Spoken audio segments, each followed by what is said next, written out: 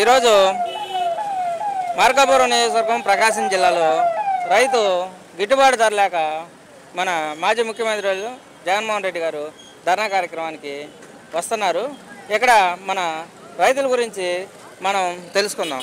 ఇక్కడ పొగాకు గిట్టుబాటు ధర ఎలా ఉంది, ఈ ప్రభుత్వంలో ఎలా ఉంది, గత ప్రభుత్వంలో ఎలా ఉంది అనేది ఒకసారి చెప్పరా. ఈ గత ప్రభుత్వంలో గిట్టుబాటు ధర బాగుంది. ఈ ప్రభుత్వంలో మంచిగా ఉంది కాబట్టి ఇప్పుడు చంద్రబాబు నాయుడు వచ్చింది కాబట్టి ఏది కూడా పొగాకు కానీ రైతులకి లేదు. మిరపకాయలు కూడా లేవు, మిరపకాయలు కానీ ఏది కూడా లేదు. అంటే నేను కన్వీనర్గా మాట్లాడుతున్నాను. పండ్లూరు మండలం పైరెడ్డిపాలెం గ్రామం కన్వీనర్గా మాట్లాడుతున్నాను. కాకపోతే ఏంటంటే ఇంతకుముందు గవర్నమెంట్లో జగన్మోహన్ రెడ్డి గవర్నమెంట్లో ప్రతి ఒక్కరి రైతులకి గిట్టుబాటు ధర ఉంది. ఏదైనా కందులు కానీ మిరపకాయలు కానీ పెసలు కానీ ప్రతి ఒక్కటి బాగుంది. ఈ గవర్నమెంట్ వచ్చిన 10 నెలల్లో ఏది కూడా శూన్యంగానే ఉంది, ఏం లేదు. ఈ ప్రభుత్వ సంవత్సర కాలంలో రైతు భరోసా ఒక్కసారి కూడా పడలేదు. ఏ రైతుకైనా చూపించమని చెప్పండి. ఓన్లీ వాళ్ళు ఇచ్చింది పింఛన్ 4 ఏళ్ళు ఇచ్చి ఓట్లు దండుకున్నారు. ఓట్లు దండుకొని పబ్లిక్ దగ్గర ఓట్లు దండుకొని శూన్యమే.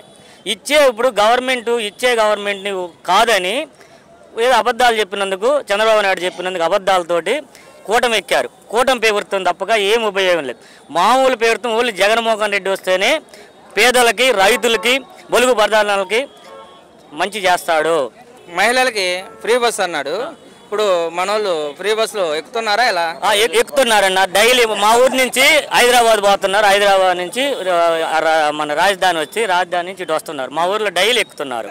అమ్మ ఒడి కూడా వస్తున్నారు. అందరికి వస్తుంది. మన డిప్యూటీ సీఎం పవన్ కళ్యాణ్ గారు ఉన్నారు కదా, నేను వస్తే సనాతన ధర్మం అన్నాడు. 30,000 మహిళలు మిస్సింగ్ అయ్యారు. ఇప్పుడు వాళ్ళని నేను వస్తే తీసుకొస్తానన్నారు. ఏమన్నా ఒక 10 మందిని తీసుకొచ్చి 10 మంది ఒక్కరిని కూడా తీసుకురావాలన్న అంతా శూన్యం అన్న ఇదంతా. కాకపోతే ఏంటంటే ఆయన ఏడున్నది మేకప్ వేసుకొని సరిపోద్ది. ఆయనకి ఏముండదు. ఆయన ఏంటంటే ఉపయోగం లేదు. ఒకటి జనాలందరూ అప్పుడు కాలంలో ఓట్లు వేశారు, ఏదో మోసం చేశారు, నమ్మారు. మాకు ఉత్తమ బోస్తా అని అన్ని బోస్తులు చెప్పాడు. చెప్తే శూన్యం. సంవత్సరం అయింది, ఏదన్నా ఇచ్చారో చూపండి. ఒక్క పింఛన్ ఇస్తున్నారు అంతే. పింఛన్ కూడా కొన్ని ఊర్లో తీసేస్తున్నారు. పింఛన్లో అవిటి వాళ్ళకి కూడా కొద్ది కాళ్ళు లేని అవిటి వాళ్ళకి కూడా తీసేస్తున్నారు. కేవలం రాజకీయం బలంతో కూటమి పేదం ఎక్కింది కాబట్టి ఈ 5 సంవత్సరాలు ప్రజలంతా భరించాల్సి వస్తుంది. ఇంటింటికి రేషన్ ఇచ్చారు, ఆ రేషన్ కూడా ఎత్తేసారు. ఇప్పుడు మళ్ళీ నెక్స్ట్లో ఈ చిన్న పథకాలు కూడా తీసేస్తారు. ఈ ప్రజలందరూ ఏంటంటే 5 సంవత్సరాలు భరాయించాల్సి వస్తుంది.